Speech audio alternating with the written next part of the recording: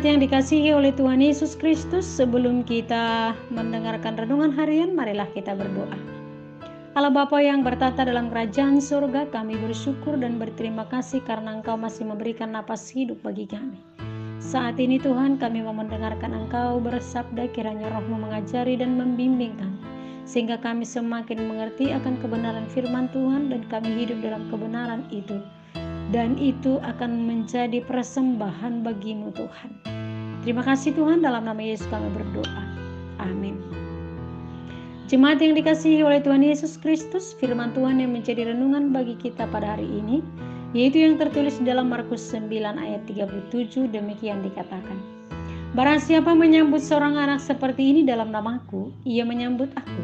Dan barang siapa menyambut aku, bukan aku yang disambutnya, tetapi dia yang mengutus aku. Demikian bunyinya. Menjadi yang terbesar dan yang utama adalah dambaan banyak orang. Tetapi tanpa disadari seringkali hal ini dianggap sebagai kesempatan untuk memegahkan dan menyombongkan diri.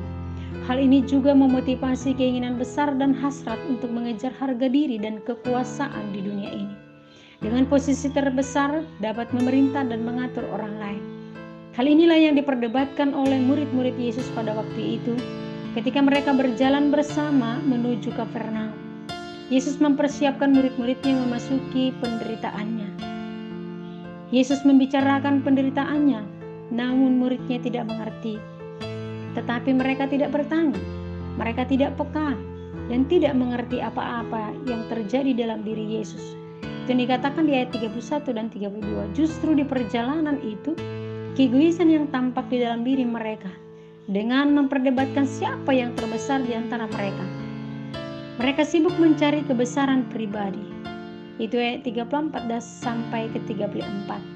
33 dengan 34. Yesus bertanya apa yang mereka perdebatkan dengan tujuan mengajari mereka.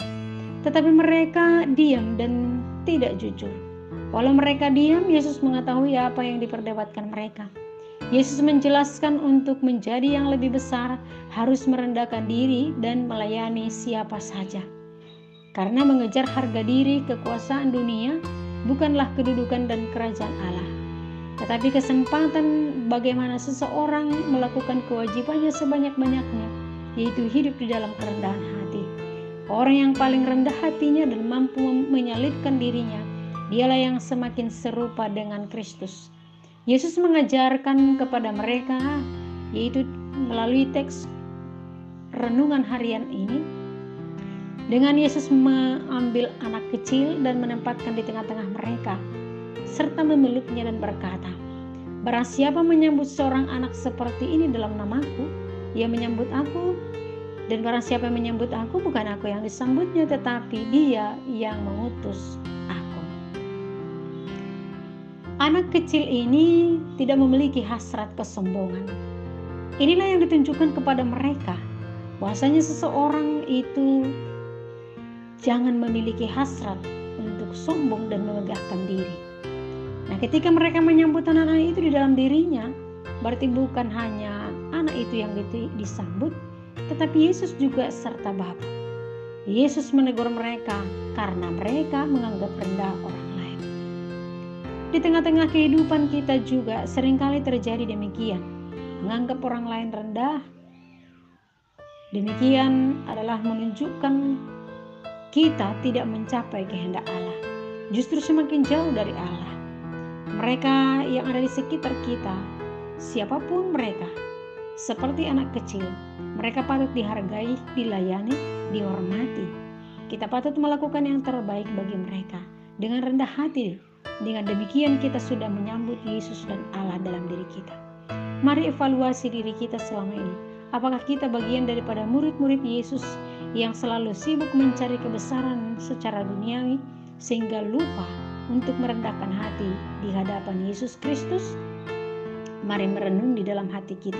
Dengan demikian kita kembali kepada posisi kita sebagai anak Allah, yaitu melakukan segala pekerjaan yang merendahkan hati kita di hadapan Allah dan melayani siapa saja.